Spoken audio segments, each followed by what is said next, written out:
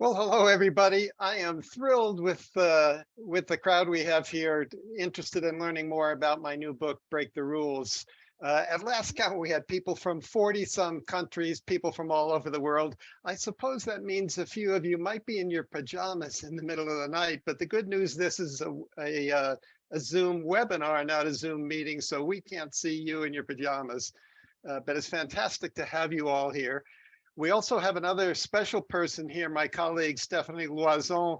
Stephanie is going to track the Q&A. So as this is a Zoom webinar, not a Zoom meeting, if you have questions you'd like to ask, type them into the Q&A, please. Steph is going to track them as we go. And then I'm going to leave almost half an hour for Q&A time at the end of my remarks.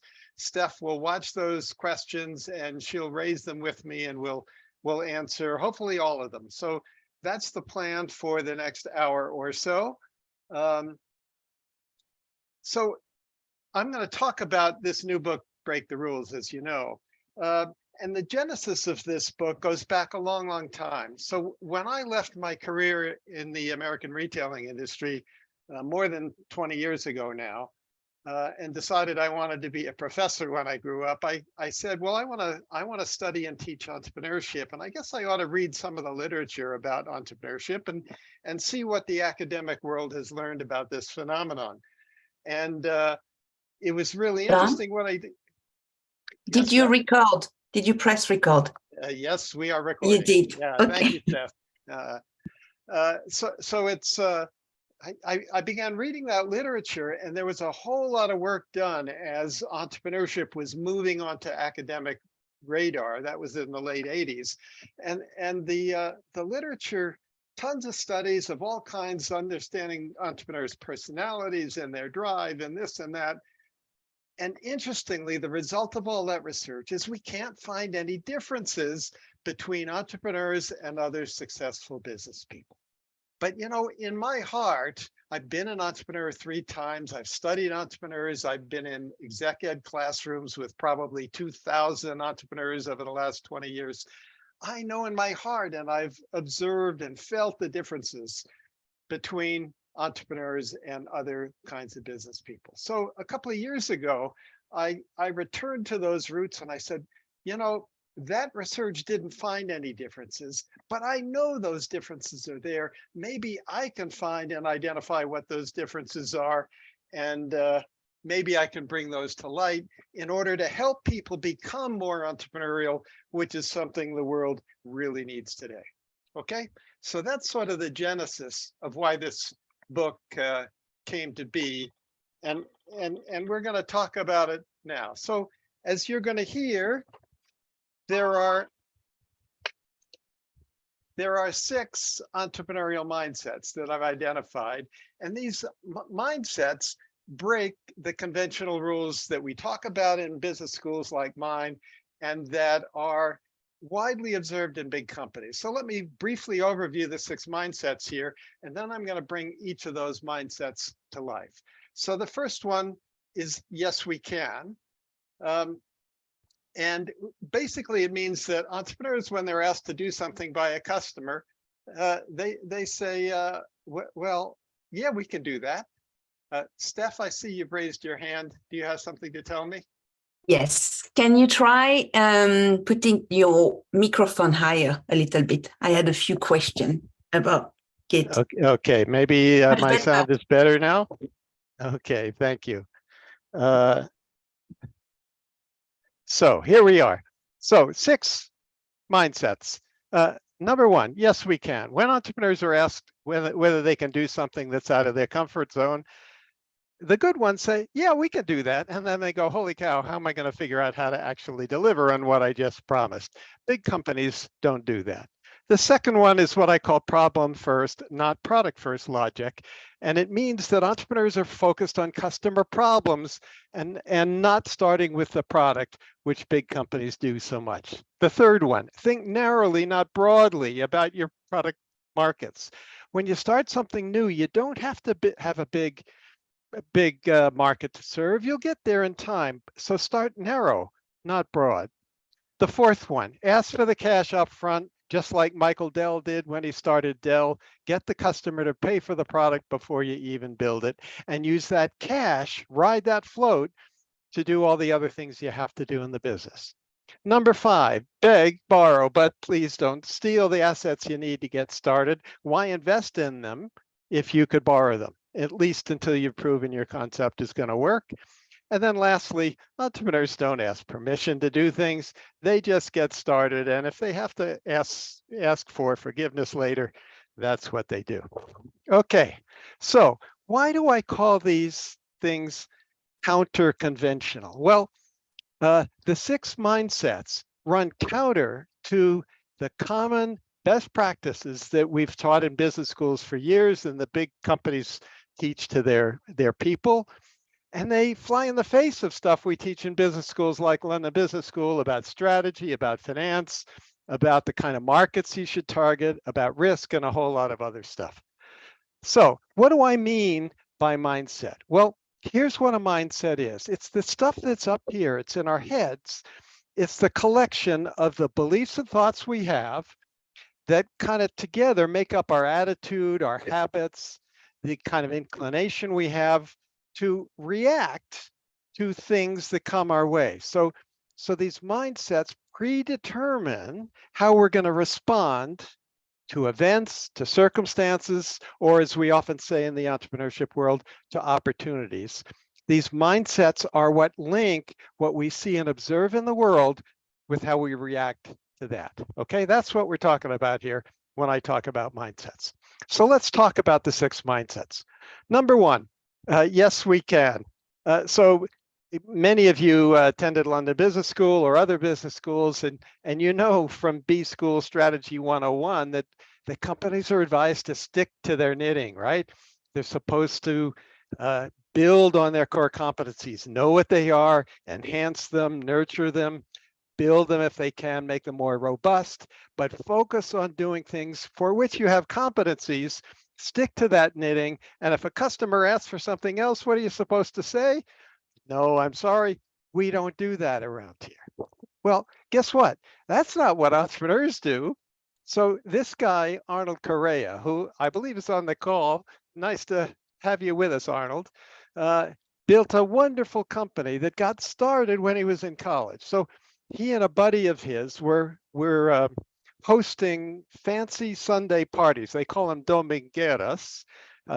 Please forgive my sloppy Portuguese, but Sunday parties with light shows and music and fun for young people, dancing and all of that.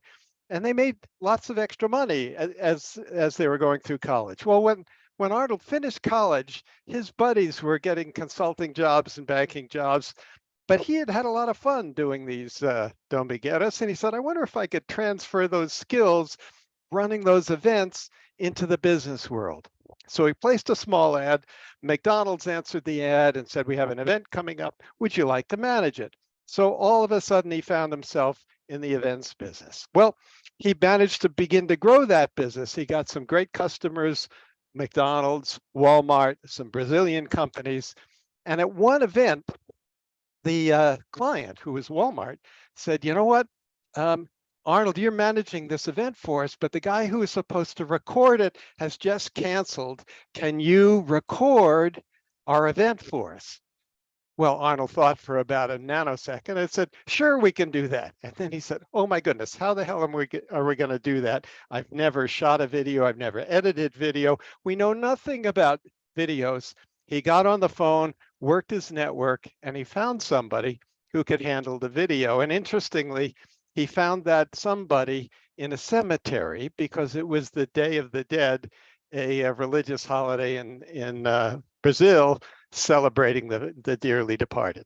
So all of a sudden, he found himself in the video production business as well. Well, the business began to grow doing events for Walmart and McDonald's and many other clients. And along the way, he said, you know, my share of wallet with these big customers is very small. Wouldn't it be nice if I could expand my share of wallet? So he took a trip to the US to look around at Walmart and see what else Walmart was doing, because they were a key account for him in Brazil. Well, he discovered Walmart was doing something in the US called corporate TV. The basic idea is that Walmart put TVs in the training rooms in all of its stores, and then the corporate execs could broadcast motivational events, sales meetings, and all kinds of things to excite and motivate the teams scattered all around the US. And Correa came back and he said, well, gee, we could do that in Brazil. So he prepared a plan, an interesting proposal that he was going to take, that he titled Proposal for Walmart Corporate TV, but he took it to another of his clients, a Brazilian client called Magazine Luiza, a chain of appliance stores. And Luiza looked at the proposal for which Arnold had asked for feedback, and she said, don't give this to Walmart, give it to me. And 6 months later, Correa was in all 200 of those Magazine Luiza stores, having met the goals that Luiza set out for. Now, to do that, he had to develop all kinds of new competencies. They needed satellite broadcasting capability because the internet was insufficient at that time. They needed the ability to install video gear all over the country, and Brazil's a very large and far-flung country. And to date, they'd only done things in Sao Paulo. So they had to build new skills, develop new talent, hire new talent from outside, but they got it done. Well, fast forward to the global financial crisis in 2007, 8, 9, which hit the world with a storm. And Correa realized that, what happens in tough economic times is companies cut their costs. And I'm on the cost side of their P&L. I don't want to be on the cost side. I want to be on the revenue side of their P&L. What could I do? So again, he went back to the US, looked around to see what was going on, and he discovered that Walmart was doing something new with video. They were doing what was called digital out-of-home television. So the idea was that Walmart would have TV screens not just in the training room, but they'd have them in the sales area of the store. So you'd be walking down the detergent aisle and you'd see a TV that might have a broadcast ad for Procter & Gamble detergent. So again, he came back, went to his key customers and said, I've got something new I'd like to do for you. And it wasn't long before the digital out-of-home service that was being provided to Walmart reached 10% of their Brazilian profits in a single year. So what has Correa done here? He's transformed his business time after time after time without regard to the past current competencies that he and his team had. He figured if a customer wanted something, he'd figure out how to deliver it. He'd bring on board the competencies, the skills, and all that was necessary to do it. Yes, we can, indeed. Okay, the second one, problem first, not product first logic. So big companies are all about their products, right? So they're thinking about, take for example, the laundry detergent category. My family and I have used Tide detergent for many, many years in the US. When we're in London, we use Ariel. And what do they do? Every time a new brand manager comes along, they tweak the product a little bit. They put green speckles in it. And then another brand manager comes along and says, oh, we got to make it smell better. And another one comes along and says, we're going to put water in it so it pours, and so on and so on, all about the product. And then we have Coca-Cola, right? New Coke, old Coke, Diet Coke, Coke Natural. That one didn't do too well. What are we going to have next? Blue Coke? I don't know, but it's all about the product. And then my favorite recent one is there's a cracker that many of you won't know. It's available in the US. It's called Cheez-Its. I really like them when I have a sandwich for lunch. And last year, Cheez-Its got really excited. They added grooves to the Cheez-Its. Can you imagine how exciting it is to have grooves in your Cheez-Its? So come on, is all this stuff innovation? Come on, it's not, right? So what do entrepreneurs do? Entrepreneurs like Jonathan Thorne, who built this wonderful company, Silverglide, don't think about the product first. They think about the problem first, the customer's problem.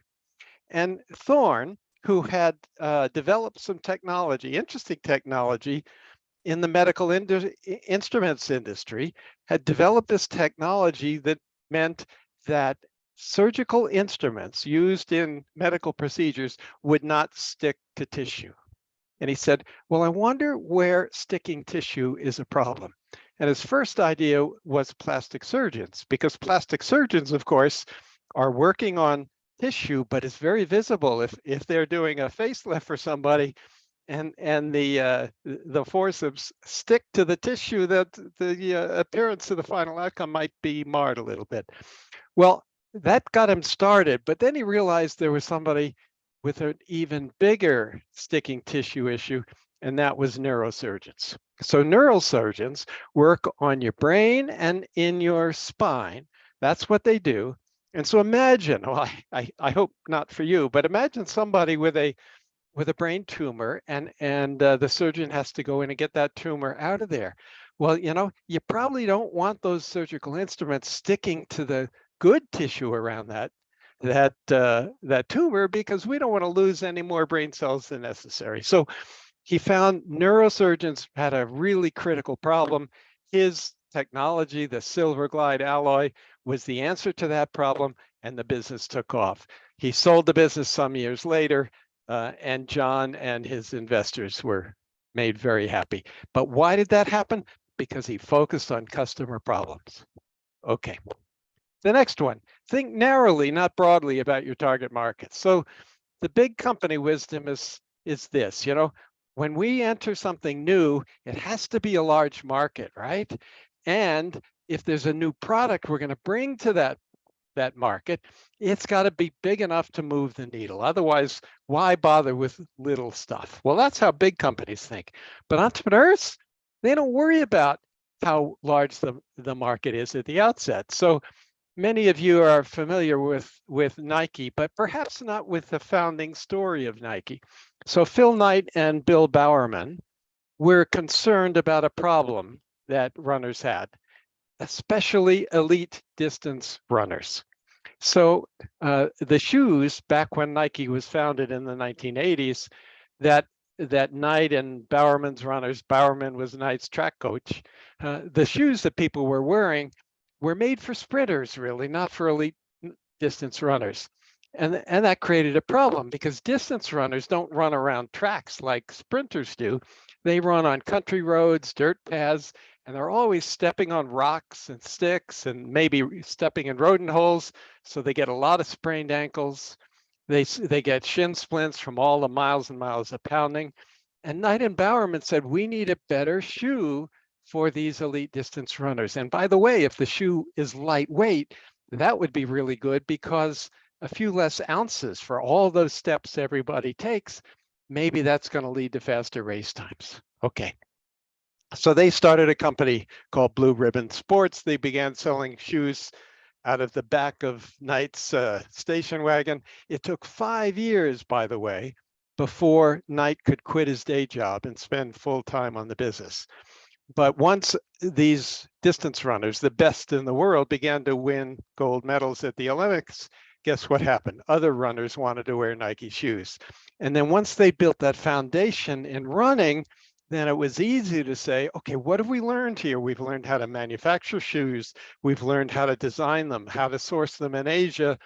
We've learned how to bring elite athletes on board to help us understand what the shoe has to be, and more importantly, to endorse that shoe to help its revenue grow. So it was an easy thing to do to get John McEnroe on board and do tennis, and Michael Jordan on board and do basketball, and so on. So the point here is you don't have to start with a huge target market. You can start with a very narrow target market. These elite distance runners are people who could run nearly a 4-minute mile. Well, how many of you guys can run a 4-minute mile? I can't. Not many could either. If there was ever a prize for the smallest target market ever, this one might win that prize. Okay, but we've seen where that story can lead. Okay, the next one, ask for the cash and then ride the float. So today's big companies are awash in cash. They have plenty of it. They have too much of it, actually, and they don't know what to do with it. So what do with it? Well, they return it to shareholders in dividends, or they spend lots of money buying back their own stock, because they can't figure out something better to do with the cash. So Merck in 2018 spent $10 I'm sorry, $18 billion on buybacks, but only 10 billion on R&D. Is something wrong here? I think there is. Okay. Well, what do entrepreneurs do? They do what Elon Musk did. So Musk and his co-founders at Tesla wanted to build first a fancy sports car. They called it the Roadster. And they were going to use the revenue from the Roadster to then build some market awareness. Then they'd build another car a little bit cheaper, and then they'd build another car and so on. Well, they went on a road show in California and sold 100 Roadsters at $100,000 per Roadster, cash upfront to people who were environmentally conscious, wealthy, and thought it would be really cool to have a Tesla Roadster parked in front of their garage.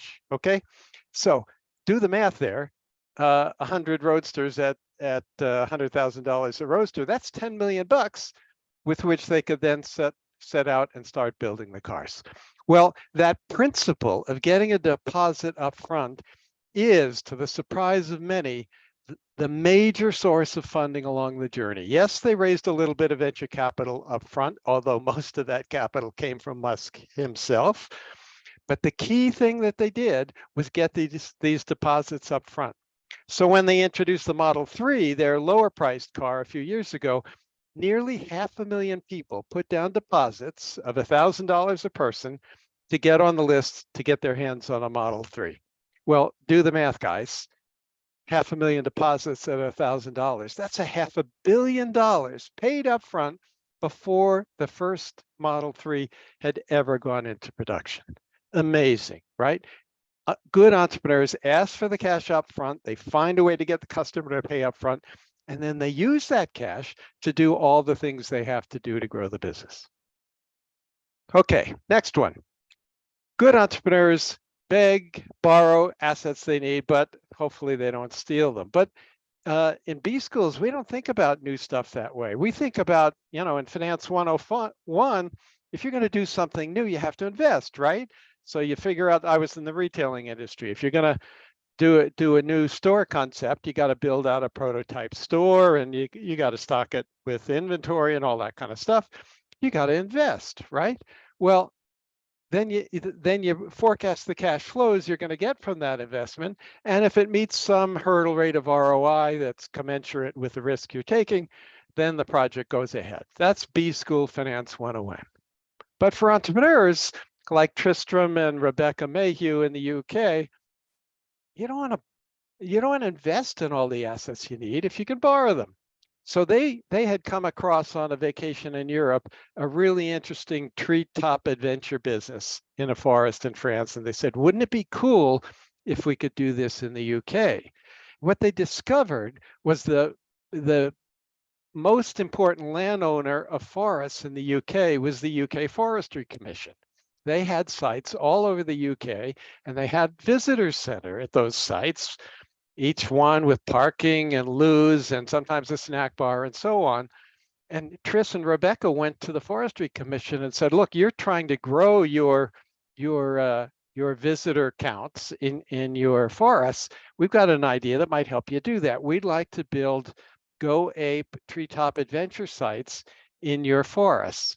Well, they struck a deal with the Forestry Commission that was as follows. If Go Ape could build 6 sites within 5 years, then the commission would give them an exclusive for the rest of their sites that would last 25 years. Okay, does that keep your competition at bay? It sure does. So what did they borrow? Well, they borrowed the trees, so they didn't need telephone poles like most other, zip line and those kind of operators. They had the parking, they had the loos, they had the locations. Investment, yeah, they had some investment. They still had to put the facilities on the tree, but it turned out that the investment compared to the return, in 2 years, a typical park would pay back the investment, and the cash flow thereafter would fund even more. So they built a fantastic business. If you're in the UK and you want something fun to do, I encourage you to go find your nearest Go Ape site, because it's really a hoot. Okay, and then there's one more thing about asking permission. If you're in a big company, if you want to do something new, you got to ask, right? Can we do this? Will you give us the money, and do we have permission to do it, and so on? But big companies have these armies of lawyers whose key job is to make sure nobody goes to jail, right? So it's really hard to get permission to do something new, especially something new where maybe the regulators haven't figured out how it would work and whether it's kosher or not. And so it can take a really long time to get a yes, if you can get it at all. But there are lots of people who could say no, right? So that's the big company world. But for entrepreneurs like Travis Kalanick, who founded Uber, you don't ask permission, right?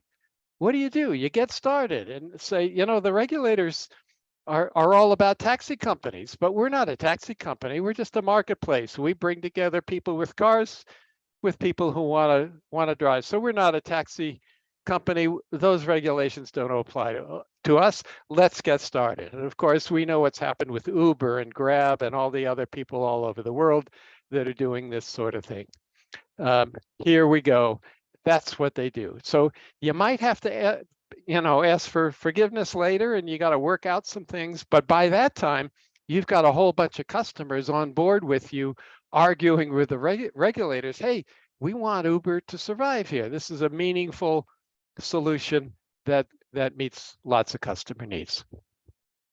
Okay, so I've got a couple of questions for you, and then I'm going to take questions from you. Okay, so first, question one.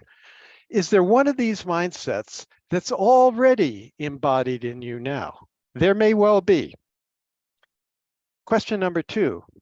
Is there one or maybe more of these mindsets that you could teach to your team if you're in a big company, to the innovation unit maybe in your big company, or if you're an entrepreneur or an investor?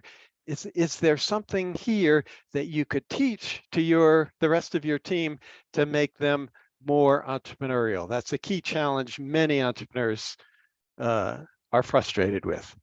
And then last, which of these could you learn to apply to a challenge that you face today? I will wager that there's a problem you're thinking about now with a possible innovation you could pursue, that one of these mindsets will help you pursue faster. Okay, now, as you know, there's a really good new book out that deals with this stuff. It's called Break the Rules. There's the cover. As I said at the outset, it's based on 20 years of in-depth case research. So in my 20 years at LBS, I've written more than 50 cases. I've had a ringside seat into how entrepreneurs work, how their journeys unfold, how they think, and how they act. And that research has led to this book. It's about these mindsets that, as I said, run counter to established best practice in big companies. And they fly in the face of much of the wisdom we teach at business schools like LBS. And happily, the book was launched last week in the US, this week in the UK. It's now available worldwide, Amazon, pretty much everywhere. Okay, now I told Wiley that I was going to do this launch, and Wiley said, well, let us help, So here's the deal. If you buy a copy directly from Wiley, they will give you 30% off. So the regular price, the official price of the book is $21.99 in the UK, $29 in the US. Their offer price is 30% off. So if you want to do that, here's what you have to do. You go to wiley.com. There's a search box at the top of the page. You type Break the Rules into that search box, and it brings up the book site. And you can place an order for one copy or for a whole bunch of copies for your team if you like. But to get the deal, you have to type the promo code BTR30 into the little box when you buy. Now, this deal from Wiley is good only for the next 9 days, starting today and until February 10th. Now, some of you might want bulk sales for your team or for your organization, for your students, whatever. Laura Cooksley at Wiley will be happy to arrange those at very attractive discounts. Okay, so there we are. That's the first of it. I bet there are a bunch of questions out there. Steph, you've probably been watching what's coming in. Where should we start? Yeah, we've got a few. Let's start with a question from Francisco. He's asking, other than having them reading your books, what do you recommend we do to instill these traits into our kids? Into our kids. Interesting. I haven't thought about it that way, but I think there are a bunch of things we can do. I think one thing we can do with our kids is about financial literacy, helping our kids understand the value of money and how to save it and so on. And the notion of having cash up front may be one that will help our kids. The other thing kids do, I have a couple of grandkids who a couple of Christmases ago decided to do something interesting in their driveway. They had their house is located across from one of these houses in the US that gets vastly decorated at Christmas, and people come drive by to see this really cool house with all these lights. They set up a hot cocoa stand in their own driveway across the street from that house, and they raised more than $1,000 that they then gave to charity on this. So I think you can get kids to think about opportunity by thinking about customers like my grandsons did, and get them to think about opportunity and what could they do with that opportunity that would make the world a better place. Great question, Francisco. Okay, another one from Greg Dubs. John, how do you define the difference between a conventional business person and an entrepreneur? Well, interesting question. There are all kinds of entrepreneurs, and the whole academic world has wrestled with the definition of what's an entrepreneur. Is it a person running a small business? Is it a person who is pursuing opportunity? Exactly what is an entrepreneur? The definition we like to use at LBS comes from Harvard Business School's Howard Stevenson many years ago. An entrepreneur is somebody who pursues opportunity without regard to the resources currently controlled. That's how I think of as an entrepreneur. So that person can exist inside an organization, in a nonprofit, even in government, can be in a startup, but does not have to be in a startup. So that's what an entrepreneur is. And of course, we know what big businesses are. You can pick your threshold that you want to define as big by revenue or employee headcount or whatever. And those are the big business people. But as we've seen, there are these 6 fundamental differences in their mindsets, and they really make a difference. Okay, questions are coming a lot, so we will take the one we can. One from Stephen Ritchie. How do you convince customers you can deliver what they want and get the money for it upfront? That's a really good question. And the key to that question is really establishing trust. So think about Michael Dell when he was a 19-year-old student at the University of Texas and wanted to get into this newfangled business of PCs. His view was that the existing places where a customer, particularly a small business customer, which was his target market, would buy a computer, were these computer stores where everybody spoke Greek. You couldn't understand what they were talking about, RAM and all these new buzzwords in the computer world. Nobody could understand the language. And Michael said, you know, I'm going to go to small businesses and lawyers and doctors and stuff who could use a computer to help run their business. And I'm going to understand their needs, and I'm going to give them exactly the computer they need. And by understanding their needs and by building their trust in me as a business person, if I've got something that can solve a real problem for them, they will pay for it up front. So the answer is you've got to build trust, and you've got to deeply understand the customer's needs. If they've got a compelling problem to solve and you've got a solution for it, and you come across as a trustworthy person and you have past history of being a trustworthy person, they're going to pay you up front. I've seen it time after time. Okay. Elena Tosca is asking, from your point of view, which is the most difficult to develop inside a management team? Good question. I think the most difficult one is not asking permission. You know, it's in people's nature, many people's nature, to avoid risk. And in fact, entrepreneurs avoid risk too. They don't avoid it actually. What they do is they manage it, and they identify risk, and they figure out, okay, how can I pass this risk I've identified off to somebody else, to a banker, to an investor, to a customer, to somebody else. They don't want to take risk. They want to manage it. But most people working for entrepreneurs or working in any kind of organization don't like risk very much, right? And they want to avoid it. So their tendency, I think, is to ask permission. Is it okay if I do this? Could we consider doing this? Well, if you can find a customer problem and you can get the customer to pay you up front to solve that problem, just get started. Go make some progress, and then when you've got some customers on board, then you can go to your company and say, look what we've got here. We've got a bunch of customers. We had this idea. We identified a problem. We're solving that problem. Customers love us. Can we do more? So I think the most difficult one is this notion of asking permission. You got to just have the gumption to get out there and get going. A question from Christine McLean. Hello, Christine. She just had the session yesterday that talked about mindset first, then tool set, then skill set. How can we connect to the tools that will be required, helpful for each? Great question, Kristen. So I go back to the story of Arnold Correa.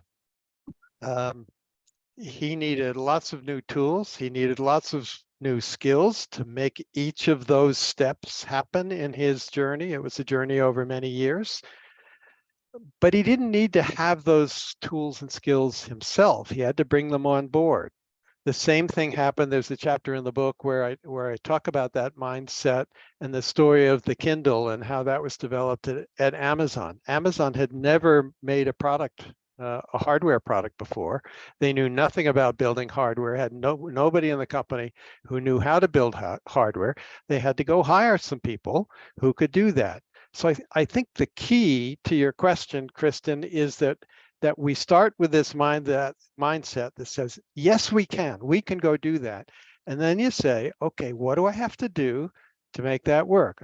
I need, in Correa's case, it was satellite capacity. He found somebody with spare capacity, so he didn't have to go get a license of his own, at least not at the outset. He was able to borrow that capacity.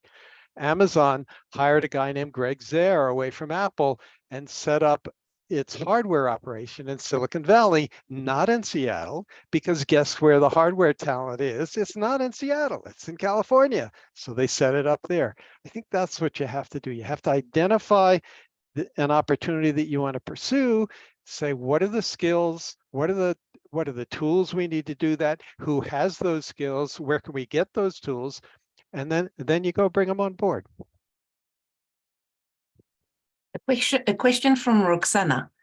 What do you think would be helpful for universities spin-outs when it comes to training their future entrepreneurs away from the typical route of fundraising, grant writing versus aiming for customers-funded business models? Yeah, it's a mindset issue. You know, the sad thing I think today is that we've all kind of drunk the VC Kool-Aid, and it seems to be accepted practice now around universities and in the spin-out world that the first port of call is to go find an investor to give you the money they need. Well, you know, I just think that's not the right thing to do. My third book, The Customer Funded Business, is all about what you have to do to go get money from customers like Tesla did, like Michael Dell did. It's a mindset issue. And I think if we expose people in these university spin-outs to this set of ideas, that you don't have to go raise money. You've already developed it in a lab, right? You've got something that's sort of working. You can go to a customer and say, look, this is what's happening in the lab. If you've got a real problem that my solution, my new technology is going to solve, kind of like John Thorne did at Silverglide, there's a customer who's going to pay you for that. And if it's a compelling enough problem, they're going to pay you up front. So I think it's a matter of educating those technology people developing all this cool stuff to say, let's start with customers. Don't start with the product. Start with a customer. You got a technology, great. Find a customer with a problem that's a compelling enough problem that they will pay you to take what's in the lab to the next step into the real world. It's about getting them to think about customers first. That's my answer there. Can see a few questions in this chat about mindset, or can things be learned, or the skills be learned, or does it has to be hard wiring? So I'm going to ask one from Amnon that is very short. Can you really change mindset simply by deciding to do so? Yeah, I think you can. You know, we get asked at London Business School often, you know, because we have a very vibrant entrepreneurship program, as many of you know. Can you teach people to be entrepreneurs? And I guess my answer to that question is, no, you can't take somebody walking along the sidewalk in front of LBS, pick them up, dip them in the LBS secret sauce, and put them back on the sidewalk, and now he's an entrepreneur. I don't think we can do that. But I think what we can do is give people tools and frameworks and ways of thinking that will help them confront the predictable challenge and set of challenges that every entrepreneur is going to face along the way. And I think these mindsets are some of those things. You know, we can teach people to say, yeah, I don't have to ask the regulators. I can just get started. We can teach people to say, oh, let me think about a really narrow target market, you know, some really small group of customers that I can understand so deeply that I can solve a problem for them that nobody else is solving. We can teach these things and they can be learned. Okay. Rajat is asking, what are the top 3 strategies that needs to be initiated in a large organization in order to have the counter-conventional mindset? I don't think, Rajat, that there are top 3 strategies to do that. I think what we need to do is make people, especially in the innovation units in big companies, aware that entrepreneurs are different and that these mindsets are what characterizes those differences. And very importantly, that these mindsets can be learned. So in November, I did a talk on this set of ideas at a big innovation conference in Copenhagen. It was a whole bunch of people, several hundred people who were in innovation units in big companies, and they come together for this annual conference. And I talked about these ideas, and it was remarkable to see all the light bulbs going off in that audience saying, I never thought about it this way. They were thinking about it in terms of products and all these things we've talked about already. And light bulbs went off. And then we did a workshop and we said, okay, now, which of these mindsets could you put to use now to work on a problem that your company faces or an opportunity it faces? And everybody came up with 2 or 3 right away. So I don't think it's a strategy issue. I think it's an issue of saying, okay, we can learn these things. We can learn to be entrepreneurial, and this is what it means to be entrepreneurial. I think that's the real aha moment here. This is what it means to be entrepreneurial. And yes, we can do it. Denis and Nishal has a similar question, maybe others down the line. How to think of a way to get initial customer paying upfront in a startup idea? Denis is asking similar, like, how can we get customer to pay for products that doesn't exist? Should there be something special in it for them? So a couple answers to that. Elon Musk and his partners got people to plunk down $100,000 for a car that didn't exist, right? Well, how did they do that? They did that because they understand that there was a small target market of environmentally conscious people who had plenty of money in California, many of them entrepreneurs who'd already made a bunch of money, who wanted to have a status symbol, basically, and that a brand new car from Elon Musk would deliver that. and they paid up front. So it comes down to understanding your customer, but some very narrow group of customers, not some enormous market, some narrow group of customers, and understanding them well enough that what you offer them is compelling enough that they'll pay you up front. And we have example after example all over the world, all kinds of businesses, services, products. It happens all the time. But the key is to understand that customer well enough so that you know their needs, their unmet needs, and you can get them to pay. A question from Villa. Do you have a competency framework that you've developed to help organizational development practitioners cultivate the development of this mindset in individuals and teams they coach, train, or develop? So there's a lot of organizational learning buzzwords in that question, but I guess my sense is that, and from the conference I attended in November that I just mentioned, is we can take this set of ideas, we can put this set of ideas in front of some people who want to learn to be more entrepreneurial, and often in big companies, they are the people charged with dragging the company into being more innovative in the 21st century. You know, it's something they're trying to figure out how to do, and this is a new set of skills with which they can do that. So I think it's merely a matter of saying, here's a set of ideas, and look, they're not rocket science, guys. We can learn them. Okay, Imran is asking, the traditional business says that customer first, and that's the basic rule. But now your book says break the rules. So what can we expect from this book? Yeah, it says break the rules, but you're right. Customer first is a rule that some people understand, but frankly, way too few people and way too few companies really embody that. They talk that language, but they don't live it. We talked about Coca-Cola and we talked about Procter & Gamble, but it's true in many, many companies. Yeah, they talk about putting the customer first, but they aren't very good at actually doing that. We've got to really do it. And this set of 6 mindsets is a way to help us do it better. Okay, Aparna is asking, how can we help students to gain the mindset? They are usually caught up in academic challenges of grades and attendance. Yeah, well, we do something wonderful at London Business School that we've done for many years now, probably almost 20 years, called Entrepreneurship Summer School, where we take our MBA students who are in between their 2 years and we let them work on an idea. So many people today come to LBS with the explicit goal of becoming an entrepreneur. They want to find some money, they want to find an idea, they want to find some partners with whom to pursue that idea. And so we put them through a process in the summer where they examine that idea, they talk to customers, they understand the competitive landscape, and they figure out, is it feasible to take this idea I have forward?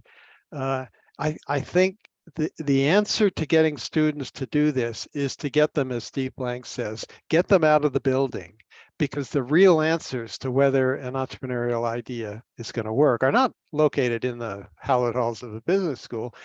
They're out in the world where customers are living with and trying to solve everyday problems. So if we can get our students outside the building, get them to do projects, to talk to customers, to understand what's going to meet their needs, that's how we can get our students moving forward.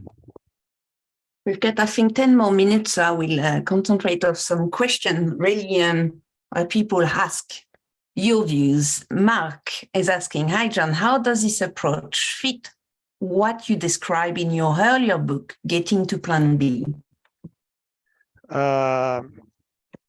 Yeah, there's an interesting connection, I think, between getting to Plan B and this set of ideas. So in Getting to Plan B, Randy Commissar and I argued that, first of all, Plan A, empirically, we know most of the time doesn't work. So for what we know as PayPal today, that was the 7th application of the founders' world-class encryption technology. It took 7 tries to figure out where was the customer, where the problem, where that was going to work. So if you're asking how this set of ideas fits with that. I think it fits this way. In my view, any new venture is nothing more than a set of hypotheses that are waiting to be either affirmed or rejected. So, for example, Phil Knight and Bill Bowerman had a hypothesis that elite distance runners would benefit from a different kind of running shoe, but that was a hypothesis, and they had to test it, right? And so that's what you do. And you know, your plan A, the original target market that you want to pursue, in their case, elite distance runners, may sometimes pan out, and for them it did. But sometimes it doesn't, and then you move on to another one. So I think this set of mindsets will help somebody maybe more quickly understand whether plan A is going to work, or whether you're going to have to move on to plan B or C, or in PayPal's case, plan G. Maybe you answered this question already, but Hani is asking, what are the top tips you will give to help build an entrepreneurial culture and mindset in a corporate organization? My top tip, that's a great question. And my top tip is, don't worry about building it in the whole organization. That's a very difficult thing to do. But I think what you can do is, if you're a manager at any level in a big company, you can say, in my part of the business, we're going to start adopting some of these mindsets. And by the way, you don't have to adopt all 6 of them. They're situational. Each one helps you deal with a particular kind of circumstance that you may encounter tomorrow, but you know, for the others, you may not encounter that at all or for a long time. So I think what you do in a big organization is not worry about changing the whole company's culture. You worry about changing the culture in the part of the organization that you run.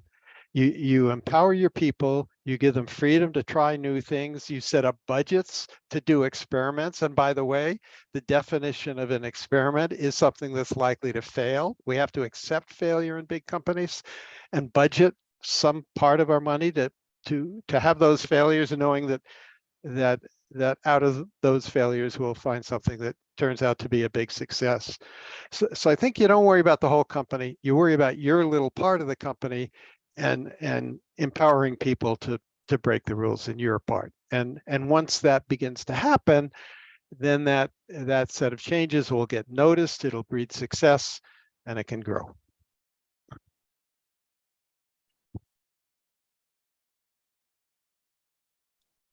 James Schumacher is asking, why do entrepreneurs struggle to focus on the problem?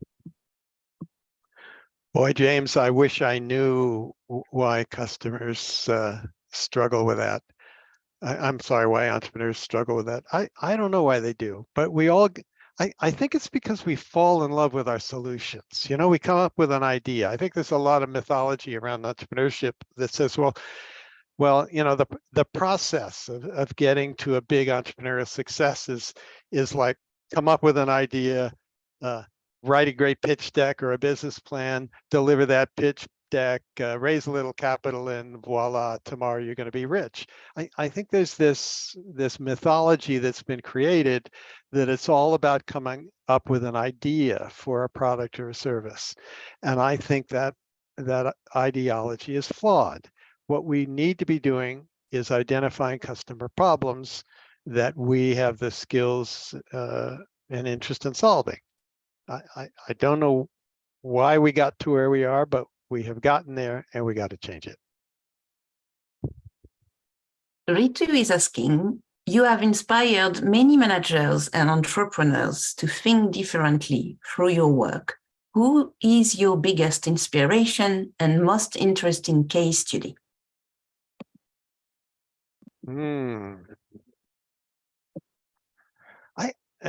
There are many. It's hard to single out one, but one of them comes to mind that was a key to the genesis of this book. And his story isn't even in the book, as it turns out. But there's a guy named Thomas Nobel, who's a YPOer from Switzerland, now living in Bucharest in Romania. And when Thomas was a kid, he demonstrated entrepreneurial tendency. He would go on a beach vacation in Italy, and he would sell the toys he didn't want to get a little pocket money. He did all kinds of things as a kid, and when he got to college at Babson, somebody said to him, Thomas, no is an answer waiting to be turned into yes. And he lived by that mantra. Now that isn't counter-conventional maybe to the way big businesses work. So it's not one of the 6 mindsets that the book focuses on. But that notion of not taking no for an answer and saying, I can get beyond no, and I can find a way to get from no to yes, is a key piece that drives many entrepreneurs. And it's a key attribute that I saw in Thomas as I developed a case study with him many years ago, and that I think led me to want to write this book. So I think if there's one particularly inspiring character, perhaps it might be Thomas Nobel. One more question, and then there is a few logistic questions, so I will ask them after. Nup is asking, how do you gain the customer trust again if you fail in delivering what you promised? I guess that's a challenge. I think, in Silicon Valley, the definition of failure is that which happens on somebody else's nickel, the learning that happens on somebody else's nickel. So, when you're dealing with a customer and you're developing something new, I think you have to be candid with that customer and say, this is a new problem you've identified. We think we can solve it for you. Here's our first crack.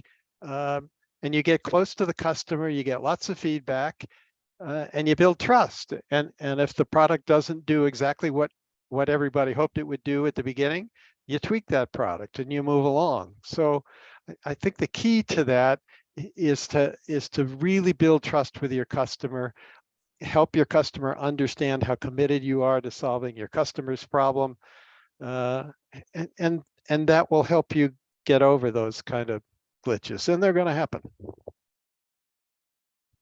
Okay, those logistic questions. Some people are asking, will the recording be sent out to the list of attendee or? Yes, Steph, I did manage to hit record at the beginning of this, so I've got the recording, and I will send it out. I haven't figured out how to do that, but I'm going to figure that out in the next 24 hours. So yes, a recording will be made available. And also a few questions was about the slides before this one where you mentioned the discount. People were like, could we have the slide again? So I wonder, could we send the slides, or maybe anybody who had this question, the slide is there now, take a pictures, something like that. Yeah, I will have to put it on the question and answer, but I can't text. I can post myself here. Yeah, that's a good idea. I think perhaps I'll see if I can build into the email the automated email that Zoom will send out thanking you all for being here. Maybe I can get the promo code info into that email. That's a really good idea. Thank you. A few people were asking if there will be discount. I think I saw one in Germany, so in Europe. Someone was asking, how do I get your book in Tanzania, I think? I'm not going to go there, somewhere very... Yeah.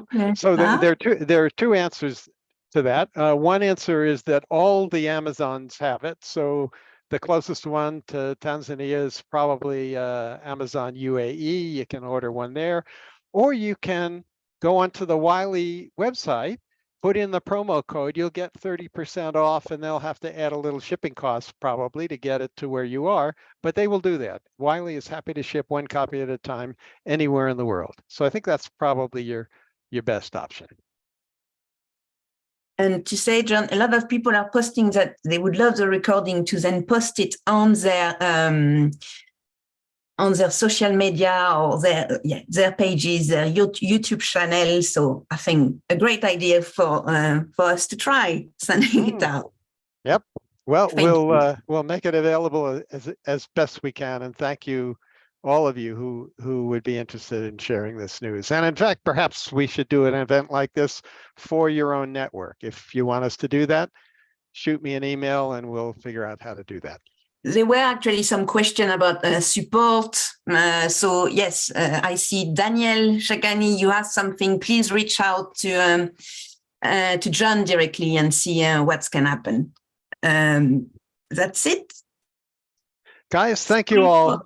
Thank you so much for your interest in joining us. Thank you for being here. Please help me spread the word. And I hope this set of ideas helps you to change the world or your small corner of it in some way. Ciao. Ciao.